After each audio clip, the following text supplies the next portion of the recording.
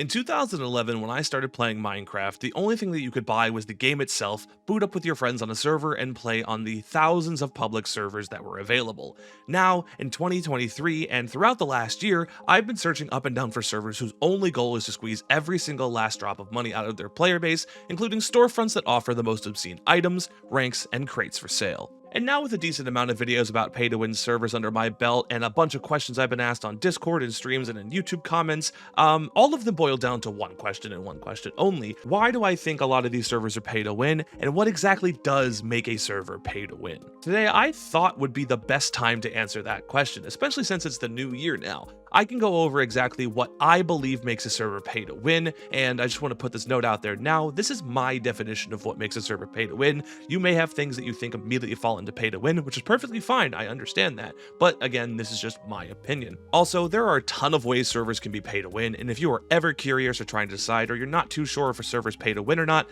feel free to join my Discord link below and ask away if you think a server is pay to win. We'll try to answer as best as possible.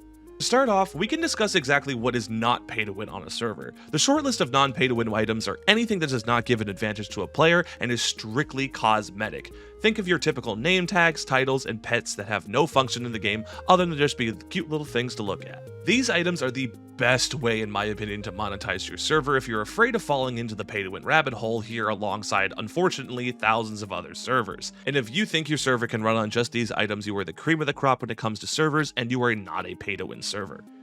Now that we have all of the non-pay-to-win items out of the way, let's discuss the items that are, in my opinion, undoubtedly pay-to-win in any capacity that they are sold. These items are the most egregious out of all of the things that you can do on your server, and if you have any of these things listed below, you are automatically, in my opinion, a pay-to-win server. We're going to start off with selling in-game balance for money, and if you're confused about this, this is basically selling real-life dollars for in-game dollars at any kind of exchange rate. This promotes the ability to instantly shoot up to the top position on the server, whether it be the battle top, whether it be the island top, whatever. If you can spend money outside of the game to get infinite money in-game, that is completely pay-to-win, and you should remove it from your server immediately. If you can get to the top position on a server with just a click of a few buttons, then you need to change something.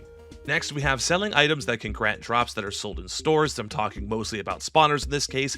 Being able to instantly have access to unlimited mob drops that can be sold in in-game stores. You can go in and buy bulk amounts of spawners. You can buy 100 spawners and instantly have access to one of the easiest money printers in the entire game. This essentially allows, like I said, players to print money by spending real money outside of the game almost instantly. Next on the list, we have enchantments that are non-vanilla and non-accessible to vanilla players. We're talking like Unbreaking 10, Efficiency 7, anything that you cannot walk up to an enchantment table and get by just putting lapis in the vanilla gameplay. These enchantments are extremely overpowered in comparison to their vanilla counterparts, and if a non-playing player, or NPP as I'm going to call them for the rest of this video, cannot even access the enchantments without spending money, they are never going to be able to compete with a player who spends outside money in the game. Farther down on our list, we have selling any kind of crate, key, or crate that grants items that are not accessible by NPPs. Basically, these crates and keys fall under the blanket of items that cannot be obtained by an NPP. They are instantly at a disadvantage in game. I'm talking like overpowered armor sets and weapon sets. Literally any item that you cannot access in the game by not spending money is locked behind a crate key or some kind of gambling aspect. 100% pay to win in my opinion.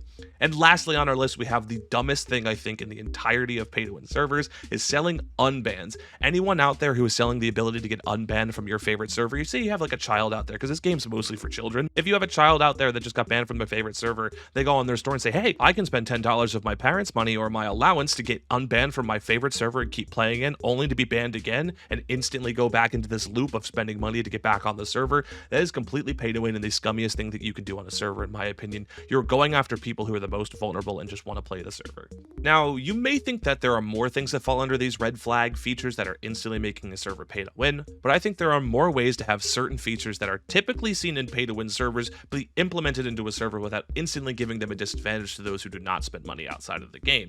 And with that are a few things that I believe can be implemented into the game so long as a non-playing player, NPP, can reasonably grind to these and achieve them.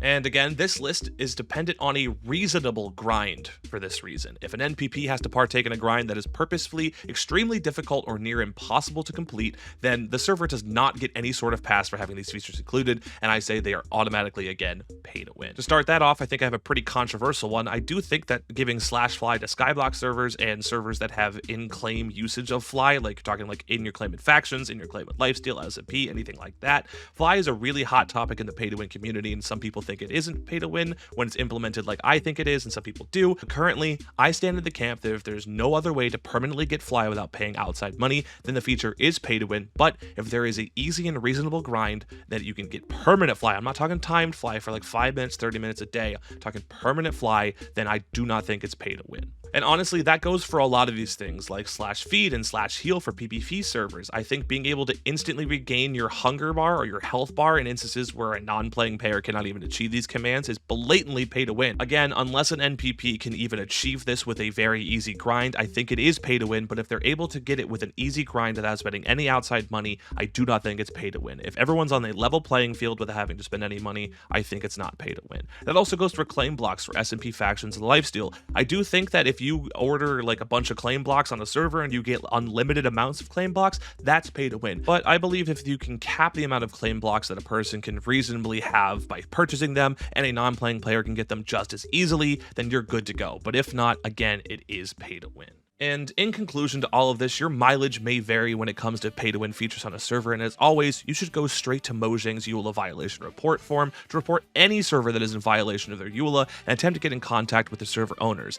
If they do not want to have a conversation with you, or if they refuse and flat out refuse to change their server structure, well, then I'm not responsible for what you do after that. You've seen what I've done in the past. And at any rate, I understand again that you may not agree with my breakdown of just some of the pay-to-win features that are being used on servers right now. I just wanted to go after the ones that are talked about the most in my community, but at least we can both agree that something needs to be done about these servers, and we both wish that Mojang was more consistent with their enforcement of their EULA. At any rate, guys, that is my current list of things that I think are pay to win. You can interpret this if you want, or join the Discord down below if you guys want to talk about this a little more. You can tell me how wrong I am in the comments below as well, but again, this is just my opinion. You're allowed to have other opinions. Maybe we can change each other's opinions on these things if we talk about it more. If we're going to have a conversation about this down in the comments, please make sure it's civil, be kind to each other. This is a very, very hot topic in the community. It's been a hot topic for a long time, but I just wanted to put down on video right now what I think it is, so people don't have to keep asking all of these questions, and they can come to this video for a little bit of support in the future. At any rate, guys, thank you guys so much for watching, getting your daily dose of vitamin P. If you guys want more daily doses of vitamin P, please check out the rest of the videos linked down below. If you guys want to join a Discord at any point, also always linked down below as well. Thank you guys so much for the patience between videos recently. I know I haven't talked at you in a while. I got kind of burnt out at the end of last year. It's a new year. It's 2023. We got new goals. We're going to try to post more as we can. I also stream over on Twitch and sometimes on YouTube as well, but I think I'm going to flip back to more just Twitch because I think it's a lot easier over there now. I know I flop back and forth between that a lot. But anyway, guys, thank you guys so much for watching, getting your daily dose of vitamin P. I'll catch you guys in the next one. Peace out and take care.